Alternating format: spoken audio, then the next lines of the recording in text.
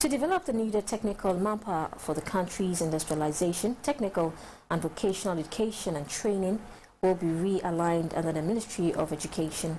Government's industrialization drive will be meaningless if it is not supported by institutions that are designed to develop the relevant technical and vocational skills. The Sector Minister, Dr. Opoku Prempeh, said this while addressing the 13th congregation of the Kumasi Technical University.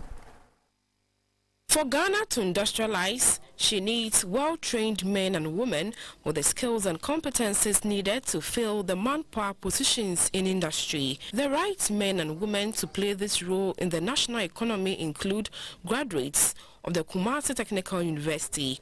A total of 3,056 graduates were awarded with degrees and diplomas. Out of this number, 244 successfully completed the university's Bachelor of Technology program, while 2,812 completed Higher National Diploma (HND), Professional Diploma and Ordinary Diploma.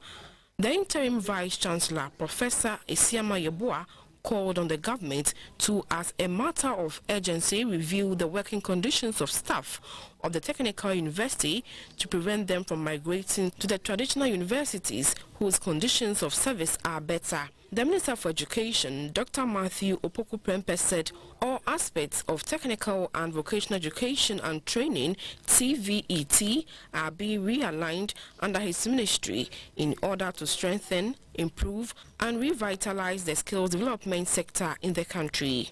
In industrialized countries, the ratio in the distribution formula of the labor force generally shows that technical workforce with practical skills greatly outnumber those with academic knowledge.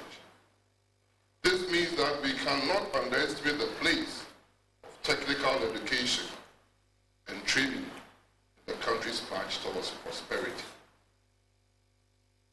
Government recognizing so decided